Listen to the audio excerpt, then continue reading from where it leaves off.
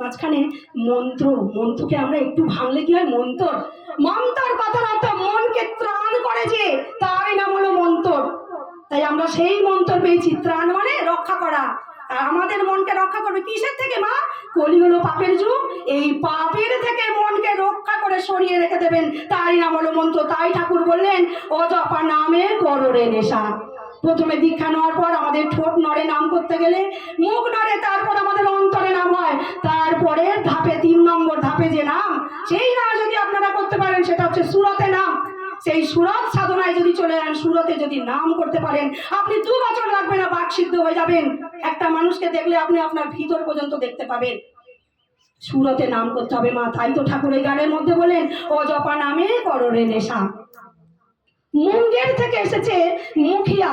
मुखिया जी बोलছেন, ठाकुर अब तो कली युग में आया है, वो कली का बहुत चतुर है, आदमी बहुत खतरनाक है। अब अस्त्र शस्त्र क्यों नहीं है? आपका सुदर्शन चक्र कहाँ है? अब खाली हाथ में आया ठाकुर, ये जीने नहीं देंगे। ठाकुर बोलें, तार भुवन फोलानो हासि हेसे बोलें, मुखिया जी अस्त्र तो हमें এনেছি। कहाँ है आपका अस्त्र प्रभु? আমি যে প্রেম বাণ এনেছি, তাই তো তিনি পরম প্রেমময়। আপনারা সবাই অল্প বিস্তর সবাই জানেন যে তাকে প্রেমময় বলা হয়, পরম প্রেমময়। কেন জানেন মা? এত প্রেম আমাদের কারোর মধ্যে এখনো পর্যন্ত আসেনি, একটু ধুলি কণার মতো আসেনি। তিনি পরম প্রেমময়, প্রেম দিয়ে তিনি জয় করেন। কত কত গল্প বলবো, সব শেষ হয়ে যাবে, শুধু ওপর ওপর বলে যাচ্ছি। তাই তিনি পরম প্রেমময়। তাকে যখন মারতে গেল, তার নাম আমি পরে বলছি, তখন তিনি পরে আবার ডক্টর হয়েছিলেন, ডাক্তার কস্তুরী মুর্মু, আদিবাসী। তাকে সবাই মিলে কেন দিয়েছিল, কি জন্য দিয়েছিল, এটা অনেক বিস্তারিত ঘটনা, আমি শুধু এইটুকু বলছি। তাকে সবাই মিলে টাকা দিয়ে ঠাকুরকে খুন করার জন্য পাঠিয়েছিলেন। কস্তুরী মুর্মু, আদিবাসী ছেলে, তার হচ্ছে পেশাদারি খুনি, তার খুন করতে হাত কাঁপে না, রক্ত নিয়ে খেলা করে এই কস্তুরী মুর্মু।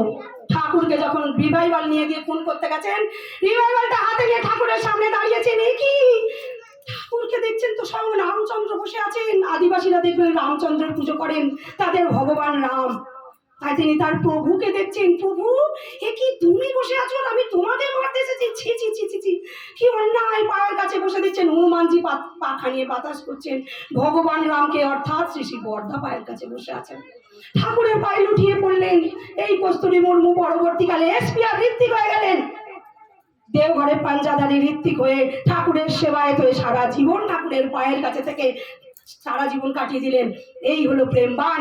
ঠাকুর এমন প্রেম বাণ মারতেন, সেই প্রেম বাণের জ্বালায় জর্জরিত হয়ে ঠাকুরের কাছে সারা জীবন কাটিয়ে দিয়েছেন বহু মানুষ, হাজারো মানুষ আমরা দেখেছি। অনন্ত মহারাজ, কেষ্টদাস, কৃষ্ণপ্রসন্ন ভট্টাচার্য, বিজয় কৃষ্ণ গোস্বামী, সতীশচন্দ্র জোয়ারদার, সতীশচন্দ্র গোস্বামী, যাকে আমরা গোসাইদা বলতাম। কত কথা বলবো। আজকের যে দাদার বাৎসরিক উপলক্ষে আমরা এখানে উপস্থিত হয়েছি, সেই দাদার বিদেহী আত্মার শান্তি প্রার্থনা করি, তিনি যেন পরম দয়ালের শ্রী চরণেই ঠাঁই পান। সময় হয়ে গেছে, সেই চরণে যেন ঠাঁই পান। কারণ এই নিয়ে আমি একটু বলি, আমাদের দেখবেন সবাই আমরা এতে প্রত্যেকে বলি, এমনকি আমিও বলেছি যখন জানতাম না। পাড়ায় যদি কোনো বাচ্চা, ছোটখাটো বাচ্চা বা অকালে যদি কেউ চলে যায়, ঠাকুর তো বলেছেন মরো না বেরো না পারো তো মৃত্যুকে অবলুপ্ত করো। কিন্তু আমরা শুধু মৃত্যুকে অবলুপ্ত কি করে হবে মা? নাম করতে হবে তো। সেই যে চারক্ষরে আমরা নাম পেয়েছি, অজপা নাম, এই নামে সব হয়। ঠাকুর বলছেন খুব কুৎসিত দেখতে, বিয়ে হচ্ছে না, নাম করো। ক্যান্সার হয়েছে, নাম করো।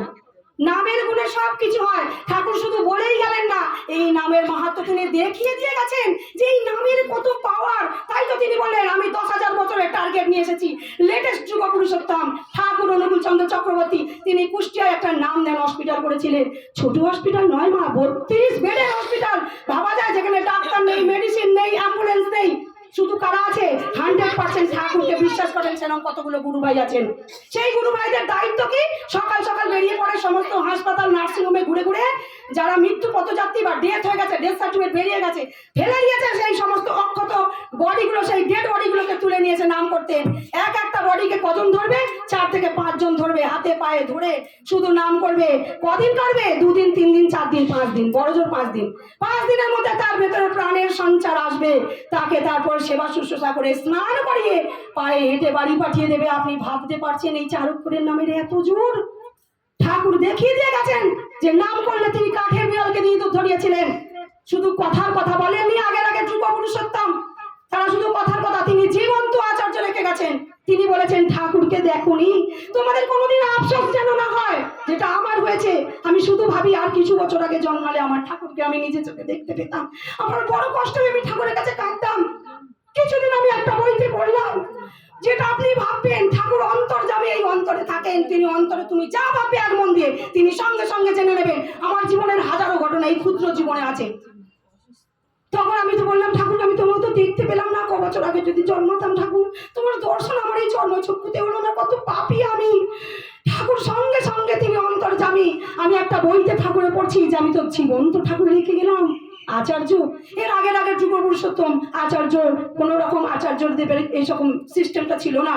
তারা যখন ছিলেন তখন তাদের নামের একদম 100% পাওয়ার ছিল, কিন্তু ঠাকুরের টার্গেট হলো 10,000 বছরের। যেটা বলে শেষ করব সেটা হচ্ছে, অল্প বয়সে চলে গেলে আমরা বলি ঠাকুর তোমার কি বিচার গো, মায়ের কোল থেকে এটুকু বাচ্চা চলে গেল, কি গো তোমার বিচার? না না, বিধাতা কিছু করতে পারেন না, তাই তিনি জগন্নাথ হয়ে দেখিয়ে দিলেন যে আমার হাত নেই, তোমার কর্মফল তোমাকেই ভোগ করতে হবে, যা ইচ্ছু করবে তা কিন্তু চলবে না, ভারত ছাড়া মন্দ করলে পরিস্থিতি ছাড়বে না। ঠাকুর স্পষ্ট লিখে গেছেন তিনি যেমন দয়াল তেমন ভয়াল, তার কথা মতন চলতে হবে। তাই অকালে চলে গেলে ঠাকুর একটা কথা বললেন, যখন ওই চৈতন্য মহাপ্রভু প্রত্যেকদিন তার প্রিয় ভক্ত শিবাসের আঙ্গিনায় প্রতিদিন কীর্তন করতে আসেন এই হরে কৃষ্ণ হরে রাম। তখনকার হরে কৃষ্ণ নাম শুনলে মানুষ মাথা আগে পাগল হয়ে যেত, পাগল পাড়া হয়ে যা ইচ্ছা করতো, নিজের ছেলেকে পর্যন্ত বটি দিয়ে কেটে ফেলেছে, এরকমও ঘটনা আছে। সেই নামের এইরকম পাগল করা নাম, কৃষ্ণ নাম নিয়ে মহাপ্রভু তার দলবল নিয়ে শিবাসের আঙ্গিনায় প্রতিদিন সন্ধ্যেবেলায় নাম করতে আসেন। একদিন শিবাসের ছেলে, 7 বছরের ছেলে মারা গেছে। শিবাস তার স্ত্রীকে বলছে, তার বউকে অনুমতি করছে, আজকে মারা গেছে ছেলে, তুমি বলবে না প্রভুকে, তাহলে প্রভুর নাম জ্ঞানে ব্যাঘাত ঘটবে, নাম করবেন না, তিনি ব্যথা পাবেন। দেখুন কত বড় ভক্ত তিনি। তার পিতৃ হৃদয়ের উপর পাষাণ পাথর রেখে দিয়ে বলছেন তার মৃত সন্তানকে লুকিয়ে রাখতে বলছেন। তার স্ত্রীকে উঠোনের এক ধারে মৃত সন্তান শোয়ানো, কাপড় ঢাকা দেওয়া। সন্ধ্যা হলো, মহাপ্রভু তার দলবল নিয়ে আসছেন, কীর্তনের দল নিয়ে। কিন্তু দেখছেন মহাপ্রভু কীর্তন করার পরে বলছেন, শিবাস আজকে সেই স্ফূর্তি নেই কেন তোমার আঙিনায়? আমি কিন্তু নামের কোনো স্ফূর্তি পাচ্ছি না, আনন্দ পাচ্ছি না, কি হয়েছে বলো? কিছুই বলতে পারছেন না শিবাস, শুধু কাঁদছে। মাটি আর চোখে জল ধরে রাখতে পারছে না, মৃত সন্তান নিয়ে বসে আছে উঠোনের ধারে। তখন এক দাদা বলছেন, এই হয়েছে, সব বলেই দিলাম। তখন ভগবান মহাপ্রভু বলছেন, সে কি কথা, কাপড় সরাও। কাপড় সরিয়ে বলছেন, বৎস তুমি কেনই অকালে চলে গেলে তোমার পিতামাতাকে কষ্ট দিয়ে? সেই মৃত সন্তানের ঠোঁট কেঁপে উঠল। ঠোঁট থেকে সেই 7 বছরের বাচ্চা বলছেন, প্রভু আমাদের টার্গেট ছিল এখানে আসার জন্য, আমি সাধনা করে এসেছিলাম, আমি যেন শিবাসের গৃহে যেন জন্মাই, শিবাস যেন আমার পিতা হয়, আমি জন্মে যেন এই বাবা হিসাবে আমি সন্তান হয়ে যেন তার খুব আদর খাই, আর এই আঙিনায় ঘুরতে ঘুরতে যেন আমি মহাপ্রভুর কীর্তন লীলা যেন আমি সচক্ষে দেখতে পাই। তাই সবগুলো ফুলফিল হয়ে গেছে, আমার আর কি দরকার এখানে থাকার? তাই প্রভু আমাকে আজ্ঞা দিন, আমি অন্য জায়গায় যাই।